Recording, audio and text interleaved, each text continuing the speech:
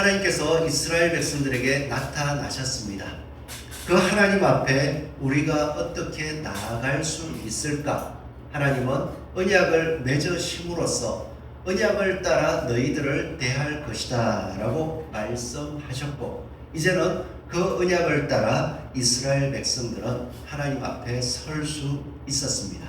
그 증거로서 하나님께서는 시내산에 강림하셨고, 또한 이스라엘 백성들이 시내산을 떠나 약속을 얻기 위하여, 약속을 이루기 위하여 나아갈 때에 성막으로서 증거하시며 함께 하시겠다 말씀하셨습니다. 이제 이 성막을 바라볼 때에 성막을 섬기는 자를 하나님께서 정해 주셨습니다. 그것은 바로 대제사장과 제사장입니다.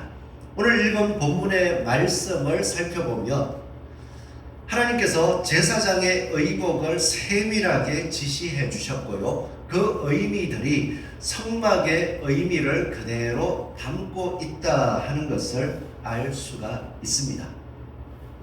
어떻게 알 수 있느냐라고 할 때에 오늘 읽은 말씀을 보면 모세에게 명령하신 대로 청색, 자색, 홍색 실로 성소에서 섬길 때 입을 정교한 옷을 만들었다. 이 청색, 자색, 홍색 실, 이 의미를 명확하게 이야기해주는 성전신학이라는 책이 있더라고요. 관심을 가지고 있으니까 책을 펼쳐서 목차를 쫙 보는데 제가 지금 정리하고 있는 내용이 더 자세하게 정리가 되어 있는 거예요. 그 책을 쭉 읽어가는데 청색, 자색, 홍색 실, 금실, 이것은 하늘의 영광을 상징하고 있다는 거예요. 하늘을 볼 때 파란 하늘, 또 석양이나 이렇게 질 때 보면은 자색으로도 보였다가 붉게도 보였다가 영광스러운 모습이 막 보여지잖아요. 그러기에 청색, 자색, 홍색 실로 만들어라 하는 것은 하늘의 영광을 그 옷 속에 그대로 보여주고 있다. 더 쉽게 얘기하면 대제사장은 하늘에 속한 사람이다 하는 것을 상징해주고 있다는 것을 말해주더라고요. 그러기에 하나님께서는 언약을 따라 성막 안에서 섬기는 대제사장도 그 몸도 마음도 하나님을 섬기는 하늘에 속한 사람으로서 살아야 한다는 것을 보여준다. 이것을 깨달을 수 있습니다. 그러하게 우리는 대제사장의 모습을 바라보면서 대제사장이 가지는 의미가 무엇인지를 알므로써 이미 우리 또한 예수 그리스도 안에서 지금 이 시대에 대제사장과 같은 역할을 감당해야 되고, 또한 제사장과 같은 거룩한 삶을 살아야 한다는 것을 되새길 수 있고요. 더 나아가서는 이미 하나님께서 예수 그리스도 안에서 우리에게 복을 주셨구나 하는 것을 깨닫고 주신 것에 대한 감사가 넘칠 수 있기를 소원합니다. 아멘. 우리는 우리 자신을 볼 때에 하나님께서 우리를 부르신 성도다라고 깨닫고는 있지만 실제의 삶 속에서 은혜를 무한하게 받았다 하는 감격들을 종종 하고 계십니까? 그냥 뭔가를 느꼈다, 세상을 바라보면서 뭔가를 이렇게 비교해 보았다, 이 정도를 뛰어넘어서 하나님께서 우리에게 주신 언약에 비추어서 나의 삶을 생각해 볼 때 내가 이렇게 큰 은혜를 이미 받았구나. 이 가슴 벅찬 감격들, 이 언약으로 인하여서 기뻐할 수 있는 저와 여러분 되기를 소원합니다. 아멘. 이미 주셨어요. 우리를 바라볼 때에 하나님께서는 대제사장에게 이러한 옷을 만들라라고 한 것처럼 우리를 하늘에 속한 사람으로 이미 불러줬습니다. 이 세상을 살아가는 것, 이 세상 속에서 그냥 이리저리 휘둘리는 것 같고 험한 풍랑에 그냥 요동치는 모습 같지만 하나님께서는 우리를 하늘에 속한 사람으로 이미 세워줬고요. 또한 하나님께서 뜻하신 것들을 이 세상에서 이루시기를 원할 때 우리를 통하여 일하시겠다고 약속해 주셨다는 것입니다. 하나님이 콕 찍어서 불러주신 것, 하늘에 속한 사람으로서 가질 수 있는 모든 은혜를 이미 주셔서 이 자리에 세워놓으셨다는 것으로 감사할 수 있는 저와 여러분 되기를 소원합니다. 아멘. 이제 대제사장의 복장을 한번 보시면요, 이걸 좀 더 비교하기 위해서 그 당시에 일반 백성들의 복장이 어떤 것이 있을까 검색을 해봤는데 마땅치 않아요. 그리고 예전 일반인들의 의복에 대해서 설명해 놓은 자료들이 별로 없다고 합니다. 왜냐하니까 특별한 사람들은 특별하니까 기록해 놓는데 일반 사람들이 입고 사는 옷에 대해서는 자료가 거의 없대요. 그러다 보니 비교는 잘 할 수 없어요. 그 당시 일반인들을 생각한다면 이스라엘 백성들은 출애굽한 이후이니까 일반적으로 입는 옷은 약간 통 원피스 같은 사각진 옷으로 생각할 수 있습니다. 재질도 그냥 일반 구하기가 너무 쉬운 그냥 실로 짠 거겠죠. 그래서 머리를 뚫고 팔을 뚫고 그리고 다리 쪽은 치마같이 쭉 해서 허리띠 하나 딱 매면은 활동하기 편한 옷, 그런 옷들을 입었다고 추정할 수 있습니다. 그런데 하나님께서는 제사장으로 대제사장으로 부르실 때에 옷을 다르게 지정해 주셨어요. 그 옷이 무엇이냐 하니까 처음에는 하얀 옷입니다. 이것을 일반적으로 속옷이다 이야기를 하기도 하는데 속옷의 의미보다는요 하얀 예복이다 이렇게 이해를 하는 게 더 좋을 것 같습니다. 제사장들은 하나님 앞에 나아갈 때 하얀 예복을 입어야 합니다.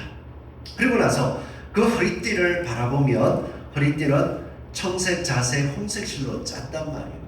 그래서 허리띠는 하늘을 상징하는 그 띠를 가지고 허리를 묶었으니까 하얀 예복으로 하늘을 바라보며 살아가는 사람, 하나님을 섬기는 사람이라는 것을 보여주는 것입니다. 그리고 대제사장을 바라보면 이 하얀 예복 위에 다른 걸 또 입게 돼요. 거기에 파란색의 옷을 입게 됩니다. 파란색의 옷을 좀 잘 보이네요. 파란색의 옷을 입으면 이 파란색의 옷은 하늘을 상징하죠. 그리고 그 위에 하늘의 영광을 상징하는 청색, 자색, 홍색 실로 이렇게 에봇을 만듭니다. 허리띠도 만들고요.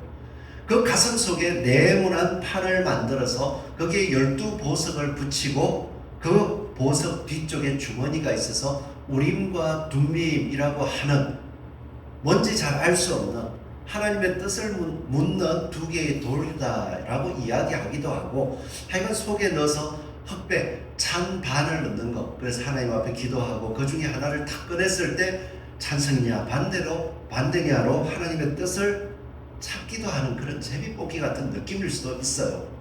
정확하게 이건 알 수가 없습니다. 그러나 하나님의 뜻을 담고 있는 그 흉패를 딱 붙였습니다. 이제 대제사장을 생각해 보자고요.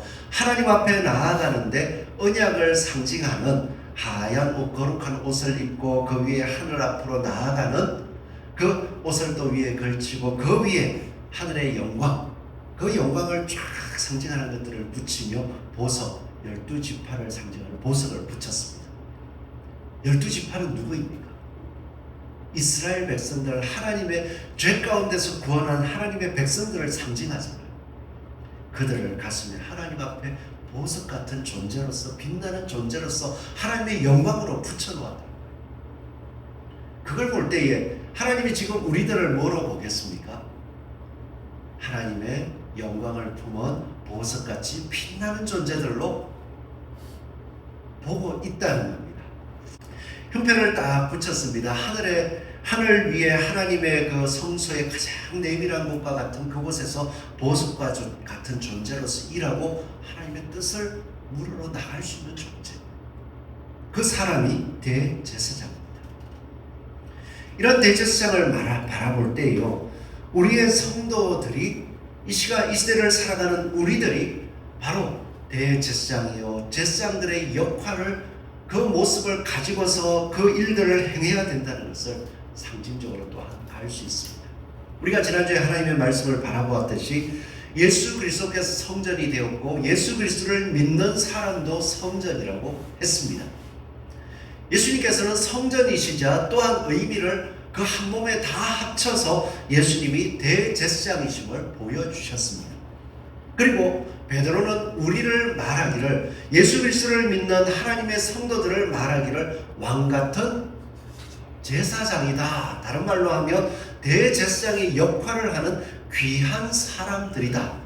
이 세상 가운데서 초라한 존재로 나그네와 같은 존재로 살아가지만 하늘에 속한 형상을 보여줄 수 있는, 그리고 사람들을 하나님 앞으로 이끌어갈 수 있는 제사장이요, 왕같은 제사장, 대제사장의 역할을 감당해야 되는 사람들이다라고 말씀해 주셨습니다.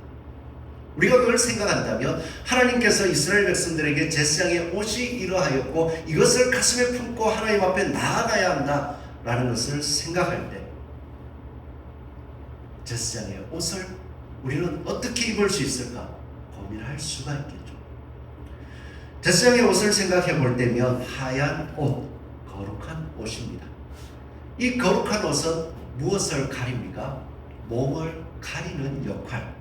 그래서 하나님께서는 하나님 앞에 나올 때 속옷을 입어라 라고 하면서 그 하체를 가리라 라고 말씀해 주셨듯이 육신을 가리는 역할을 합니다. 신약 성경에서는 육신을 가린다 할 때에 옷을 입는, 이런 옷을 이야기하기보다는 흰옷이라고 이야기하면서 우리의 육신의 욕심을 따르는 삶이 아니라 하나님의 말씀을 붙잡고 예수 그리스도를 따라 사는 삶을 가리켜서 흰옷이라고 했습니다. 그러기에 우리가 이 땅을 살아갈 때 흰옷을 입는다, 교회에 와서 예배를 드리는 것도 흰옷을 입는 모습이기도 합니다. 그리고 세상에 나아가서도 세상의 관습과 법칙을 따를지라도 말씀에 어긋나지 않으면 그대로 살면 돼요. 그렇지만 하나님이 바라보실 때에 그것이 육신을 따르는 것이요, 죄요, 나의 진짜 정욕적인 모습을 따르는 것이라면 그것을 하나님의 말씀과 비추어서 따르지 않고 덮어서 하나님의 말씀에 순종하는 삶, 그 삶을 가리켜서 흰옷 입었다고 합니다. 우리의 삶 속에 흰옷을 입어야 합니다. 그 흰옷은 거룩한 백성이라는 상징이기도 합니다. 그럴 때에 하나님께서는 그 옷의 모습을 보시면서 하나님을 나와 섬길 수 있도록 선택해 주셨음을 드러내 주시잖아요. 매 순간의 삶 속에서 이 흰옷을 입을 수 있는 저와 여러분이 되시기를 소원합니다. 흰옷을 어떻게 입을까? 하나님 앞에 나아가기 위하여서 말씀을 읽고 그리고 말씀을 들은 대로 양심 안에서 하나님을 바라봐 보십시오. 어떻게 해야 할지를 알 수 있습니다. 그리고 말씀을 읽으십시오. 그럴 때에 예수 그리스도로 내가 예수 그리스도의 말씀으로 옷을 입은 거룩한 성전이 되었구나 확신할 수 있습니다. 하나님이 지금 나를 인도해 주시고 있구나 하는 것을 알 수가 있습니다. 이런 모습을 우리가 보여줄 수 있는 것은요, 예수 그리스도의 말씀을 따라서 흰옷을 입는 삶을 살아가는 가운데에 내가 대제사장과 같은 역할을 해야 하는구나 하는 것을 보여줄 수 있는 것이 바로 기도입니다. 하나님의 백성이요, 제사장이요, 그리고 대제사장과 같은 역할을 감당해 주도록 하나님께서 나에게 사명을 주셨다면 어떻게 이루어야 될까? 우리는 모세를 통하여서 알 수가 있습니다. 혹시 모세의 마음을 한번 생각해 보셨나요? 하나님의 영광을 보았습니다. 그리고 하나님의 약속을 따라서 하나님이 인도해 주심을 기쁨으로 맛보았습니다. 그리고 신의 산에서 그 약속의 성취를 위하여 하나님이 친히 약속해 주신 증거를 가지기 위하여 올라갔습니다. 그것에서 하나님 영광 앞에 어떻게 보면 두려운 가운데에 떨면서 말씀을 기다리는데 하나님이 말씀하시기를 내려가라. 백성들이 부패하였다. 내려와 보니 진짜 말도 안 되는 일을 행하고 있습니다.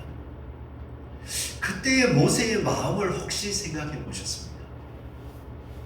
하나님을 따른다, 하나님을 믿는다. 그런데 그들의 모습이 육체를 따라 부패하고 범죄한 모습, 거룩한 옷을 입는 것이 아니라 자기의 육신의 즐거움을 위하여 하나님이라고 하는 이상한 것들을 섬기는 모습을 바라볼 때에 그 마음은 어땠을까요? 우리는 예수 그리스도를 믿고 하나님을 알아가는 가운데에 하나님을 믿는 백성들의 모습을 바라봅니다. 그리고 세상을 바라보면서 하나님을 믿는지 안 믿는지 표시가 나지 않는 사람들의 모습의 행동을 하나둘 바라보면서 죄악 속에 가득 차 있다는 것을 하나님의 언약에 비추어서 바라볼 수 있습니다. 그럴 때에 어떤 마음을 많이 가지십니까? 제가 종종 듣는 말들은 그런 분들이 또 말씀을 잘 하시기 때문에 그럴 수도 있을 것 같아요. 주님 빨리 오셨으면 좋겠어요. 세상이 너무 악해지고 있습니다. 말세입니다. 주님이 빨리 오시면 좋겠어요. 그런 이야기를 가끔 하시기도 하셔요. 어떤 확신이 있습니까? 주님이 빨리 오시면 나는 구원받는다. 그런 확신을 가지고 있기 때문에 그런 것 같기도 합니다. 그런데 모세의 마음을 보십시오.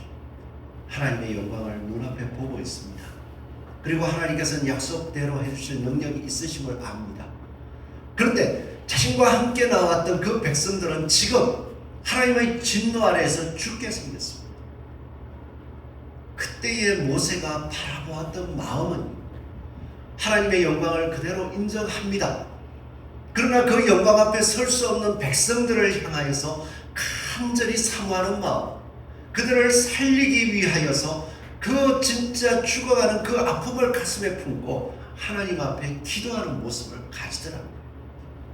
이게 바로 대제사장의 마음입니다. 제사장의 마음입니다. 오늘 이 자리에서 우리 자신들의 모습을 바라볼 때에 목회자로 앞에 서서 성도님들을 바라보며 말씀 하나하나 알고 있는 게 조금 더 많으니까 따져가지고 탁 줄긋고 이분들은 돼, 안 돼. 하나님 요 사람은 복을 요만큼 주시고 하나님 요 사람은 안 되겠어요. 교회 못 오게 해주시고 하나님 요 사람은 복을 이만큼 주셔야 되겠어요. 이렇게 판단을 하면서 이렇게 오늘 예배를 드린다면 아무도 못 좋으실 것 같아요. 왜냐? 잘 보여야 돼. 그게 아니에요. 오늘 이 자리에 오셨을 때에 진짜 삶 속에서 피곤하신 분들, 영혼이 말은 못하지만 세상 가운데 지쳐있는 모습 속에 살아갔던 모습을 볼 때에 하나님 말씀을 보여주세요. 또한 알지 못하지만 하나님의 말씀이 마음속에 들어오지 않아서 이 자리에 있지만 진짜 마음이 아니라 몸만 와 있는 것 같을 때면 하나님의 언약이 어떠한지를 그 삶 속에서 깨닫게 해주세요.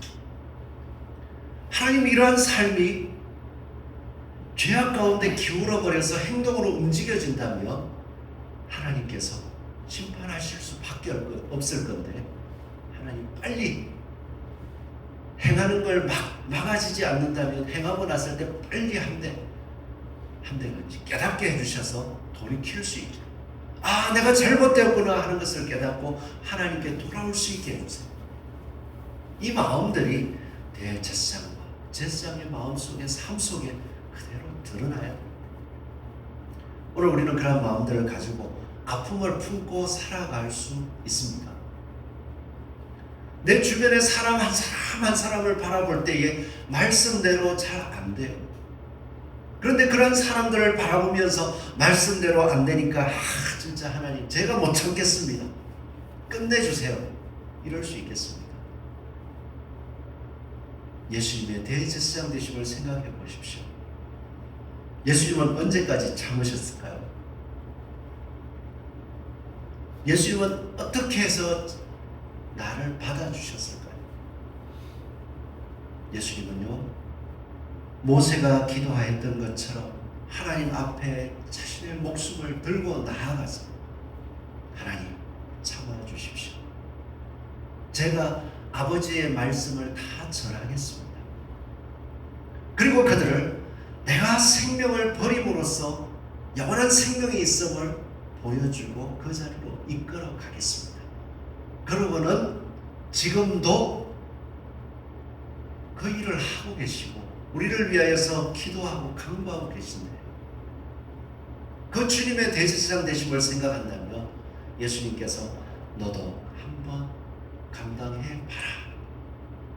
근데 사실 이거 참 힘들더라고요. 혹시 마음으로 심적으로 상처받아 보셨습니까? 다들 받아 보셨어요? 그 상처받음 때문에 하나님 앞에 나아가서 호소해 보셨습니다. 너무 아픕니다. 하나님 저를 아프게 한 저 사람을 심판해 주십시오. 언제쯤 심판해 주시겠습니까? 이 기도가 맞기도 해요. 그렇지만 그 아픔 때문에 그 다음에 선을 행하지 못하고 멈출 때가 너무 많잖아요. 이렇게 하면 또 아플 건데, 거꾸로도 있습니다. 이렇게 하면 또 아플 건데, 또 그럴 건데. 그렇지만 그렇게 반복해서 했을 때 한 사람을 찾더라고요. 이렇게 하면 결국은 또 상처받을 건데, 결국은 또 아플 건데 라고 반복해서 이야기할 수 있지만, 그렇게 안 하면은 아무것도 안 돼요. 그러나 그렇게 행했을 때 열 가운데 누구를 찾습니까? 하나를 찾을 수 있어요. 예수님의 마음 아닙니까? 잃어버린 양들을 찾아야 한다. 그리고 산 넘고 울타리를 넘어서 하나님의 말씀에 갈급해 있는 한 영혼을 찾았을 때에 그 영혼을 찾음이 천국에서 잔치하는 것과 같다 말씀하셨죠. 오늘도 우리의 삶 속에 모세의 마음을 생각했듯이 언약을 따라 이루어 주시는 하나님을 믿고 그 언약 안으로, 그도 하나님을 알고 예수님을 알고 언약을 믿음으로써 그 언약 안에서의 삶을 살아갈 수 있게 해주기 위해서 모세처럼, 그리고 믿음의 선진들처럼 기도할 수 있는 저와 여러분 되시기를 소원합니다. 여러분들의 바람이, 여러분들의 기도가 언약대로 이루어지다라는 기도 속에서, 그 소망 속에서 강구되는 것인지, 아니면 언약과는 별개인데 그냥 내 육신이 편하기 위해서, 내가 잘 살기 위해서, 내가 무언가를 하기 위해서, 그럼으로써 내가 사람들에게 나를 드러낼 수 있는 일들을 하기 위해서 강구하는 것인지. 언약을 보세요. 예수님께서 아버지의 뜻을 보여주시며 우리에게 약속해 주셨던 것, 그 언약을 이루어갈 때 하나님은요, 그 기도를 들어주십니다. 그래서 그 기도의 내용들을 제가 간략하게 말씀을 드리고 마치겠습니다. 모세가 기도했습니다. 모세의 기도를 보시면 출애굽기 34장 5절에서 9절 말씀에 나오는데요,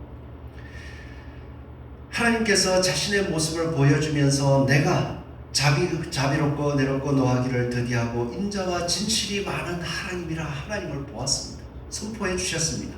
그럴 때에 모세는 급히 땅에 엎드려 경배하며 이르되 주여, 내가 주께 은총을 입었거든 원하건대 주는 우리와 동행하소서.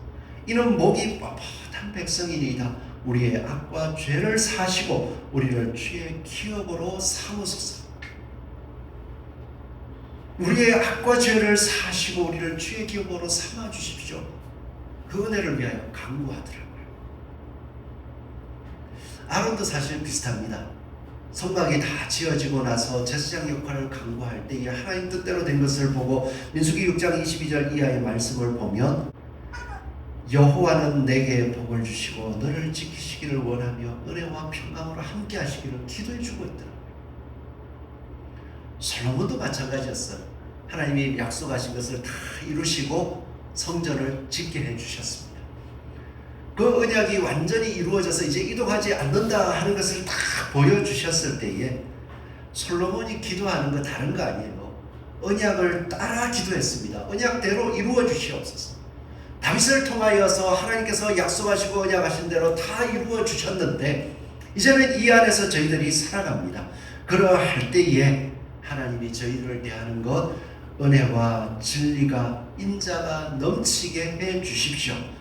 그 기도 중에 하나가요, 열왕기상 8장 27절 이하에 보면 주께서 전에 말씀하시기를 내 이름이 거기 있으리라 하신 곳 이 성전을 향하여 주의 눈이 주야로 보시오며 주의 종이 이곳을 향하여 비는 기도를 들으시옵소서. 어떻게 됐습니까? 8장 30절을 보니까 주의 종과 주의 백성 이스라엘이 이곳을 향하여 기도할 때에, 성전을 향하여 언약을 향하여 기도할 때에 주는 그 간구함을 들으시되 주께서 계신 곳 하늘에서 들으시고 들으시사 사하여 주옵소서. 만일 어떤 사람이 그 이웃에게 범죄함으로 맹세시킴을 받고 그가 와서 이 성전에 있는 주의 제단 앞에서 맹세하거든 주는 하늘에서 들으시고 행하시되 주의 종들을 심판하사 악한 자의 죄를 정하여 그 행위대로 그 머리에 돌리시고 의로운 자를 의롭다 하사 그의 의로운 바대로 갚으소서. 언약이에요, 언약. 그리고 더 뒤에 가서 만일 그들이 주께 범죄함으로 말미암아 하늘이 닫히고 비가 없어서 주께 벌을 받을 때에 이곳을 향하여 기도하며 주의 이름을 찬양하고 그들의 죄에서 떠나거든. 죄를 지었는데도 언약을 바라보며 언약을 믿고 죄에서 회개하고 돌이키거든. 주는 하늘에서 들어서 주의 종들과 주의 백성 이스라엘의 죄를 사시고, 우리가 사해달라는 거 뭘로 알 수 있습니까? 하나님의 언약이 있기 때문에. 그들이 마땅히 행할 선한 길을 가르치어 주시오며 주의 백성에게 기업으로 주신 주의 땅에 피를 내리시옵소서. 이 기도를 솔로몬이 언약을 따라 계속 기도했다는 거예요. 하나님은 이 기도대로 이스라엘을 보호하시기도 하셨고 심판하시기도 하셨습니다. 이 언약이 계속돼요. 예수님도 똑같습니다. 예수님께서는 이스라엘 백성들 그리고 또한 하나님을 믿는 성도들을 위하여 기도하실 때 요한복음 17장 이하의 말씀으로 대제사장의 기도를 해주셨습니다. 이 기도가 너무 중요해요. 예수님이 여러분들을 위해 기도하셨습니다. 예수님의 기도는 그대로 이루어지겠습니까? 안 이루어지겠습니까? 이루어지겠죠. 능력이 있으시니까. 그럼 우리도 그 기도를 해야 됩니다. 그래서 그 기도의 가장 중요한 내용을 몇 가지 보니까요. 우리들을 위하여 기도하실 때 하나님 나를 믿는 자들을 빨리 이 세상에서 데려가 주십시오. 이것이 아니라 다만 악에 빠지지 않게 보전해 주십시오. 여러분들이 악에 빠지지 않도록 기도해 주셨습니다. 그러면서 그들이 하나님의 말씀으로 예수님이 전해주신 그 복음을 믿는 믿음으로 거룩해지게 해 주십시오. 이 기도를 하겠다. 그리고 교회 오면 해야 되는 게 뭡니까?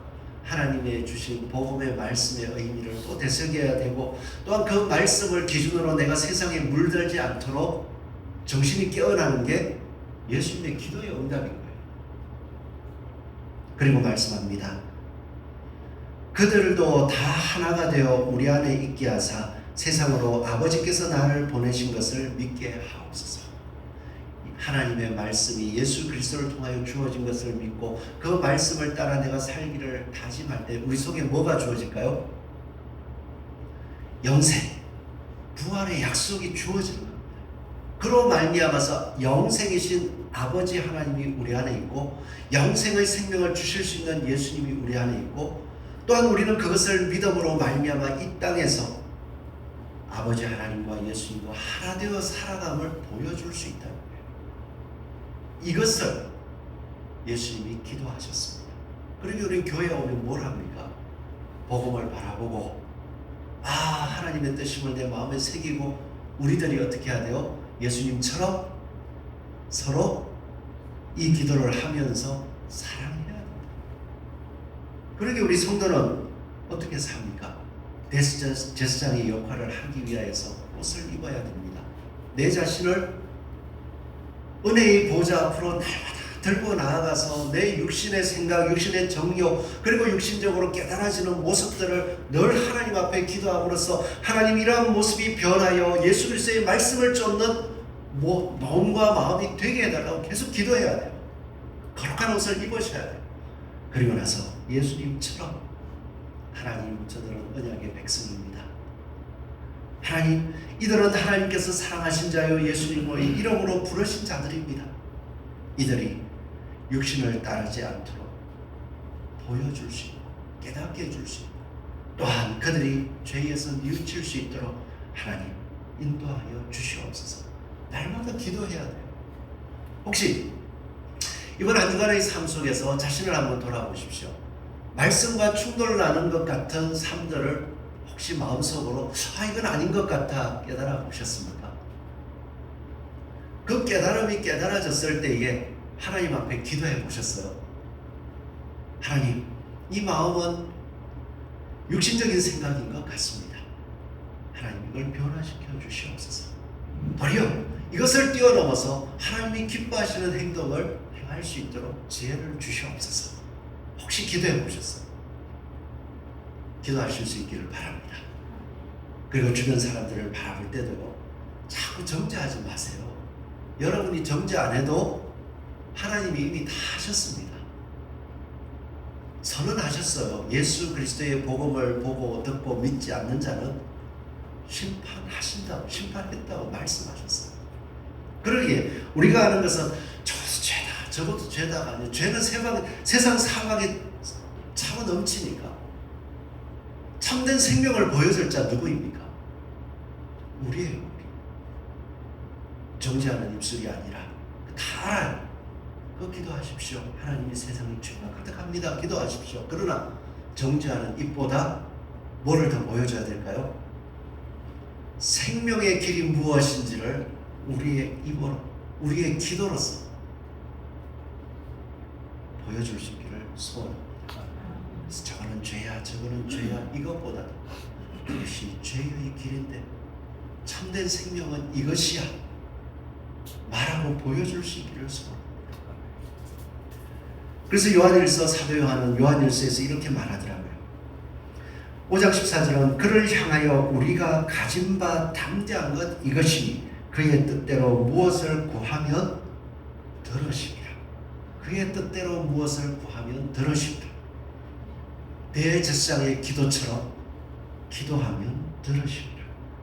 우리가 무엇이든지 구하는 바를 들으시는 줄을 안전.